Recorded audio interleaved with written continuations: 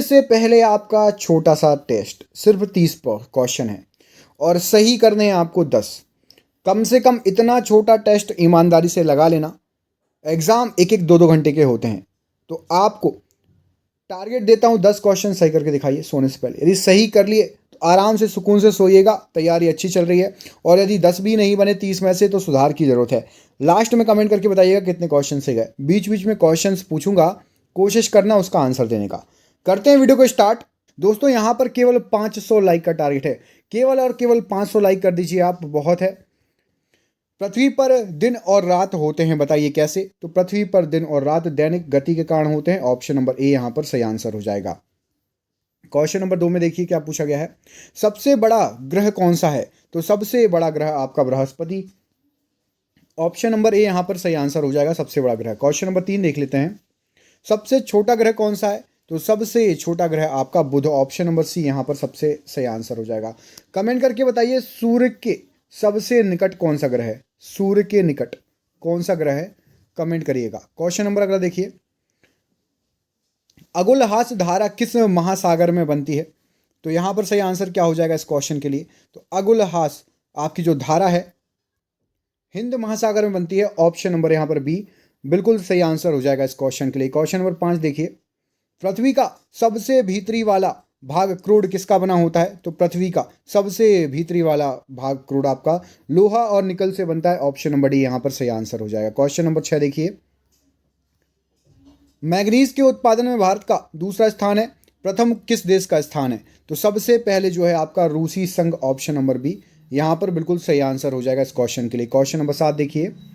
निम्नांकित में से कौन देश कोयले का सबसे बड़ा उत्पादक है? तो कोयले का सबसे बड़ा उत्पादक यहाँ पर ऑप्शन नंबर सी अमेरिका बिल्कुल सही आंसर हो जाएगा। अगला क्वेश्चन देखिए, ये रहा आपकी स्क्रीन पर।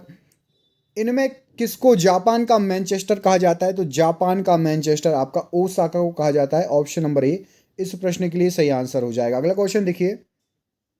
भारत के स्वतंत्रता संघर्ष के दौरान डेक्कन एजुकेशन सोसाइटी नामक संस्था की स्थापना किसने की थी? तो डेक्कन एजुकेशन सोसाइटी की स्थापना यहाँ पर बाल Gangadhar Tilak. Option number C बिल्कुल सही आंसर हो जाएगा। अगला क्वेश्चन देखिए।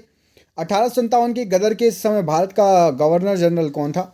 तो 1857 की गदर के समय यहाँ पर Lord Canning. Option number A सही आंसर हो जाएगा इस प्रश्न का। अगला क्वेश्चन देख लेते हैं, ये रहा आपकी स्क्रीन पर। भारत भारतीयों के लिए नारा किस संस्था ने दिया था? तो भारत भारतीयों के लिए ये जो आपका नारा है यहाँ पर सही आंसर हो जाएगा आर्य समाज ने। ऑप्शन नंबर यहाँ पर बी बिल्कुल आपका सही आंसर हो जाएगा। ठीक है, आर्य समाज ने ये नारा दिया था। अगला क्वेश्चन देख लेते हैं, ये रहा आपकी स्क्रीन पर। इसमें आपसे पूछा गया विंध्याचल और सतपुड़ा पहाड़ियों के बीच से होकर बहने वाली नदी कौन सी है? तो यहाँ पर नर्मदा नदी। ऑप्शन नंबर ए बिल्कुल सही आंसर हो जाएगा। कमेंट करके बताइए नर्मदा नदी का उद्गम स्थल क्या है? नर्मदा नदी का उद्गम स्थल कमेंट करके बताइए, एग्जाम में कई बार पूछा गया क्वेश्चन है। अगला क्वेश्चन देखिए। इन्वेस्टर प्रोटेक्शन फंड किस संस्था ने स्थापित किया था? तो इन्वेस्टर प्रोटेक्शन फंड यहाँ पर सही आंसर हो जाएगा आपका इसके लिए। ऑप्शन नंबर सी सेबी ने ये स्टार्ट किया था। ऑप्शन नंबर आपका सी जो है बिल्कुल सही आंसर हो जाएगा। अगला क्वेश्चन देखिए, क्वेश्चन नंबर 14। कुंडापुर एवं करवार कक्ष वनस्पति स्थान कहाँ पर स्थित है? तो ये जो है आपके कर्नाटक राज्य में स्थित है। यहाँ पर इस प्रश्न के लिए आपका ऑप्शन नंबर बी बिल्कुल सही आंसर हो जाएगा। अगला क्वेश्चन देखिए क्या पूछा गया है। तो अगले क्वेश्चन में आपसे पूछा गया है भारत की प्रथम बहुउद्देशीय परियोजना किस नदी पर बनाई गई थी, बताइए। तो यहाँ पर सही आंसर हो जाएगा क्वेश्चन नंबर 15 का दामोदर नदी पर बनी थी। ऑप्शन नंबर सी बिल्कुल सही आंसर हो जाएगा। क्वेश्चन नंबर 16 देखिए। भारत में प्रथम स्थापित परमाणु संयंत्र कौन सा है? तो सबसे पहला जो स्थापित हुआ था वो हुआ था आपका तारापुर वाला परमाणु संयंत्र। Option number A. कमेंट करके बताइए तारापुर परमाणु संयंत्र किस राज्य में है? देखते हैं आप लोगों में से कितने लोगों को पता है तारापुर परमाणु संयंत्र के बारे में। आगरा शहर को किसने बसाया था? तो आगरा शहर को बसाने का श्रेय जाता है आपका सिकंदर लोधी को। ऑप्शन नंबर ए यहाँ पर सही आंसर हो जाएगा। अगला क्वेश्चन देखिए। राष्ट्रीय प्रतीक के निचले भाग में उत्कीर्ण शब्द सत्यमेव जयते किस संदर्भ के लिए है? तो सत्यमेव जयते आपका लिया गया है मुंडकोपनिषद से। ऑप्शन नंबर सी बिल्कुल सही आंसर हो जाएगा। अगला क्वेश्चन देखिए। क्वेश्चन नंबर 20 में पूछा गया है अशोक के शिलालेखों की लिपि क्या है? तो अशोक के शिलालेखों की यहाँ सही आंसर हो जाएगा आपकी जो लिपि है वो है आपकी ब्राह्मी लिपि। ऑप्शन नंबर बी यहाँ पर मोस्टली ब्राह्मी लिपि है, सही आंसर हो जाएगा। क्वेश्चन नंबर 21 देखिए। इसमें आपसे पूछा गया है बिहू निम्नलिखित में से किसका लोकप्रिय उत्सव है। तो बिहू आपका असम में मनाया जाता है, असम का उत्सव है। ऑप्शन नंबर ए यहाँ पर सही आंसर हो जाएगा बिहू के लिए। अगला क्वेश्चन देख लेते हैं, विवेकानंद रॉक मेमोरियल कहाँ पर स्थित है। तो विवेकानंद रॉक मेमोरियल आपका तमिलनाडु, ऑप्शन नंबर डी बिल्कुल सही आंसर हो जाएगा यहाँ पर इस प्रश्न के लिए। अगला क्वेश्चन देखिए, महात्मा गांधी को राष्ट्रपिता के रूप में उल्लेख सबसे पहले किसने किया था। तो सबसे पहले सुभाष चंद्र बोस ने महात्मा गांधी को राष्ट्रपिता बुलाया था। अगला क्वेश्चन देख लीजिए, प्रथम गोलमेज सम्मेलन कहां पर हुआ था। तो सबसे पहला गोलमेज सम्मेलन आपका लंदन में हुआ था। ऑप्शन नंबर बी यहां पर सही आंसर हो जाएगा इस क्वेश्चन के लिए। अगला प्रश्न देख लेते हैं, क्वेश्चन नंबर 25, देश का लौह पुरुष किसे कहा जाता है। तो देश का लौह पुरुष आप सभी को पता है सरदार वल्लभ भाई पटेल। इनकी बताइए मूर्ति कहाँ पर है, कहाँ बनी है और क्या नाम है उस मूर्ति का। सरदार वल्लभ भाई पटेल की मूर्ति का किस राज्य में, कमेंट करके बताइए। अगला क्वेश्चन देख लेते हैं, ये रहा आपकी स्क्रीन पर अगला क्वेश्चन।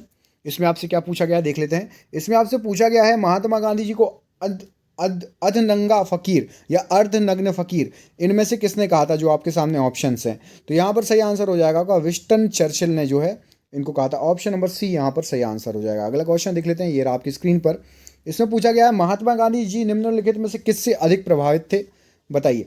तो यहाँ पर सही आंसर हो जाएगा लियो टॉल्स्टॉय से। ऑप्शन नंबर बी, इनसे महात्मा गांधी जी कुछ ज़्यादा ही अधिक प्रभावित थे। ऑप्शन नंबर बी सही आंसर हो जाएगा। क्वेश्चन नंबर 28 देखिए, महात्मा गांधी का जन्म हुआ था।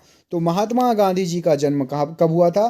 तो ये हुआ था 1869 में हुआ था। कमेंट करके बताइए कहाँ पर जन्मे थे महात्मा गांधी जी। अब गांधी जी के बारे में नहीं पता है तो पढ़ाई छोड़ दीजिएगा, ठीक है। कमेंट जरूर करके बताइएगा गांधी जी का जन्म कहाँ पर हुआ था, ठीक है। क्वेश्चन नंबर 29 देखिए, पंजाब केसरी के नाम से कौन विख्यात थे। तो पंजाब केसरी से के नाम से लाला लाजपत राय जी विख्यात थे। ऑप्शन नंबर डी यहाँ पर सही आंसर हो जाएगा। और ये रहा आज का आपका आखिरी क्वेश्चन। इसमें आपसे पूछा गया है निम्नलिखित में से कौन सी गंगा की सहायक नदी नहीं है, बताइए।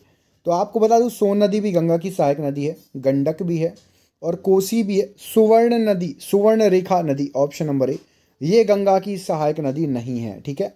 और ये रहा आपके लिए एक सरप्राइज क्वेश्चन। इसका आंसर आप कमेंट बॉक्स में कमेंट करके हमें बताइएगा।